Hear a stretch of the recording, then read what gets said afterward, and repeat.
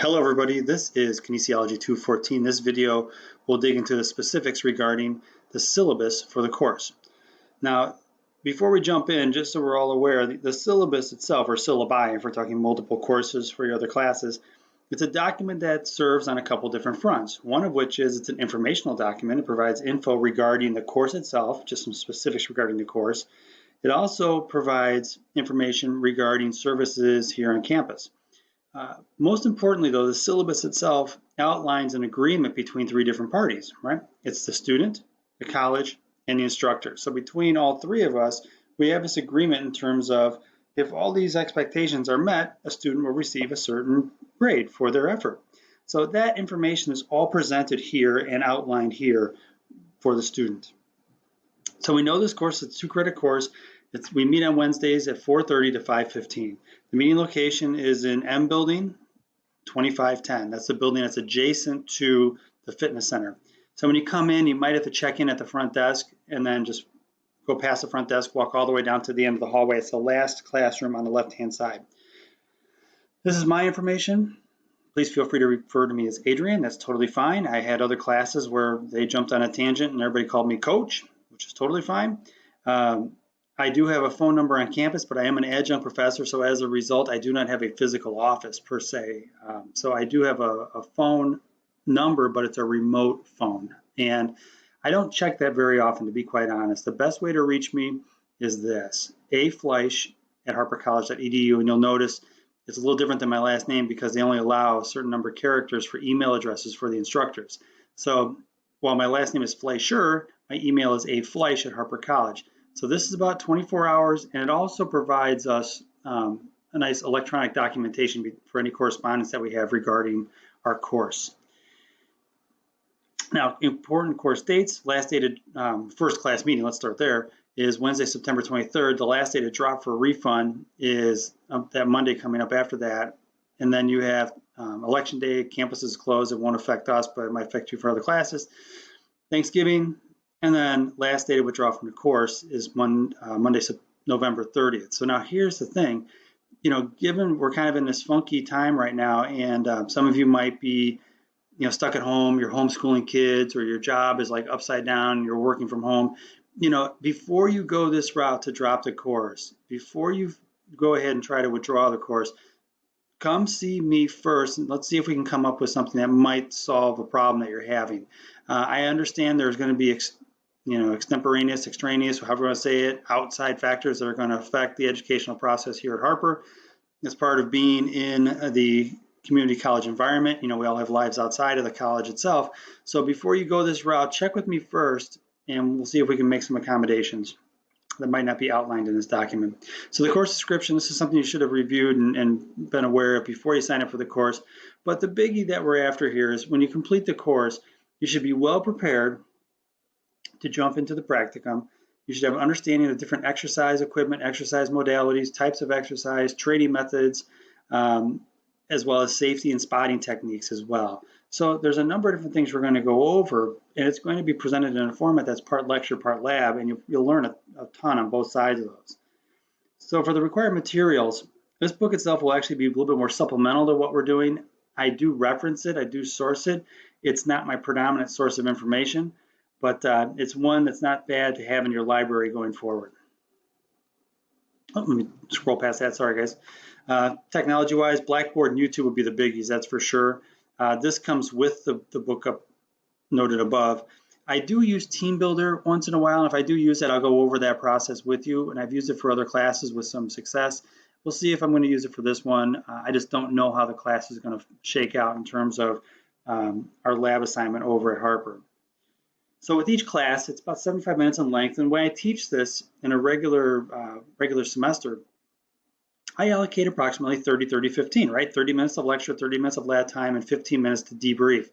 My vision for this is to actually have a number of the lectures online and most of the information flow presented online in video format with the slides, and we spend most of our time doing lab. But what that means is you have to do the work on the front end and pay attention to the lectures and pay attention to lab information, so when we jump in, I don't have to reteach everything and take class time to do that. I would much rather have you guys come in and we actually have shorter lecture and more lab time. So I do lay this out in terms of 30, 30, 15, but realize from session to session, this might be like 15, 45, 15, or, might be 10 minutes of lecture, 20 minutes of lecture. It could be any variation thereof. I try to spend most of our time in the lab so you guys get more hands-on with each other. As we scroll down here, 13 sessions can fly by pretty quick. Keep in mind, we're taking a full semester's worth of work and jamming it into 13 sessions. So there's a little bit of an accelerated curve here. So guys, don't miss a class. If you have to, unless you're really sick, don't miss a class. This is always the biggie in terms of what people are looking for information-wise. Here it is. If you do these 10 assignments, these 10 assignments, and these 10 assignments, you'll get these points, and you'll get this total. So everybody wants to know, how do you get on the A train? Well, to get 90%, you got to get 436 points. So I always urge people, like, look, you have to make it a point to do your assignments. Every little bit can help. And at one assignment where maybe you only do five of the questions, or answer 5 of the questions, might be just enough to put you over the hump to get you at 436. But this is your roadmap, right? You know how many assignments you have for each one of these. You know you have a midterm, and you know you have a hands-on final and attendance and participation, where you're going to earn 5 points for coming in and attending class. So to that end, you kind of have an idea of how you can maximize your points to get on the A train. Further down, we have different category descriptions where I break out the information regarding each one of these, and you can read through that at your leisure. For my grading policies, because all of the assignments are provided on Blackboard, completed on Blackboard, and submitted on Blackboard, the majority of them will be graded upon submission. As soon as you hit that OK button, boom, it'll automatically calculate and populate a grade into the grade center for you. There are a few assignments where I'll have to actually do some manual grading. Perhaps it's like a short answer or maybe an essay question. And those responses or those homework assignments will be returned in approximately 48 hours, give or take. I try not to get buried alive in homework. I try to be very timely on returning those grades, and you'll see those in your grade center. But for most of the assignments you have in this class, it'll be almost instantaneous. You hit the button and you'll see your grade right away.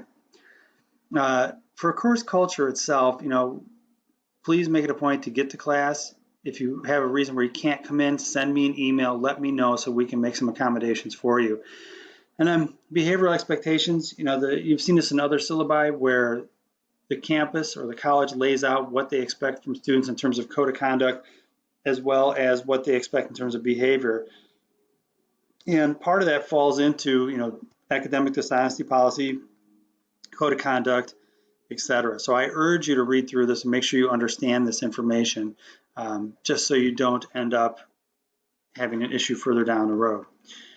Further down, if I scroll down a little bit further here, with Blackboard privacy as well as copyright, if you do homework assignments and you cut and paste information in, you'll see these on some of my slides where you have underneath the information from where I picked up the slide or where I picked up the picture. So, you have to actually have an understanding of citing your information and referencing where that information came from appropriately. And that's listed here in the Copyright and Fair Use Resource information page.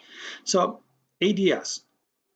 Almost every semester, I'll have a student or two who utilizes the services of ADS, and ADS will reach out to me. And they'll reach out and they'll have perhaps a student who needs an exam read to them, or they need help with a homework assignment. Let me know if you utilize their services, and I'll do the best I can to help you. I've had students where I've literally read homework assignments to them. We've sat in class during part of lab time, and we've done homework assignments or we've done tests, and it's just much easier than trying to send a student over to ADS to go do homework and trying to convey to ADS what I'm looking for an assignment. I'd much rather sit with the person and help them out. So if you fall under this umbrella and you use services here on campus, let me know. I'll be happy to help out best I can. That's their information if you want to reach out to them. With the library, fantastic people, love them over there. You're talking about people who have degrees in library sciences who love helping students. If you have homework or research assignments where you need help, here's their information. With this, if you have any kind of issue with your Blackboard, your student portal, or email, I'd reach out to these individuals. I've used them several times for my own stuff, and they're fantastic. And then, like with any other campus and any other college, We have computer labs, writing centers, tutoring centers. Here's a resource for you in case you need any of those services. And I would urge you, if you go forward in your collegiate career, make sure you have an understanding of where those services are on your next stop in college, whether it's Northwestern or U of I or Illinois State. Know where you can find help on campus, because these are people who truly enjoy what they do, and they're in these different areas to help students. It's what they enjoy. In terms of safety and wellness, so during this kind of COVID-19 world we're living in, we're a little bit isolated, and it's easy to have like kind of anxiety and depression and kind of feel funky in general. I'm looking forward actually to getting in front of students and working with students and kind of having that contact once again, because I've not had that for several months. But it's easy to kind of get kind of funky. I'll just put it that way. I'll just use that as a blanket term for any number of different issues that somebody might be suffering from. If you have that, reach out to these people. There's absolutely no reason. You'll hear me say this a couple times in the next few minutes. There's no reason why you should have to suffer in silence. Be proactive, take the step, call these folks, talk with them. Talk to them about your situation. They are there to help. With issues that you might have on campus. Now, most of our stuff is online. We will have some post and responses, and we also have some time where we're working together. Now, when we're working together, I expect that during a lab time, all contact between students, there will be some hands-on, and it has to be professional and it has to be purposeful. Students in general will not be required to meet outside of campus, but some students may elect to meet and go into a study group of some variety.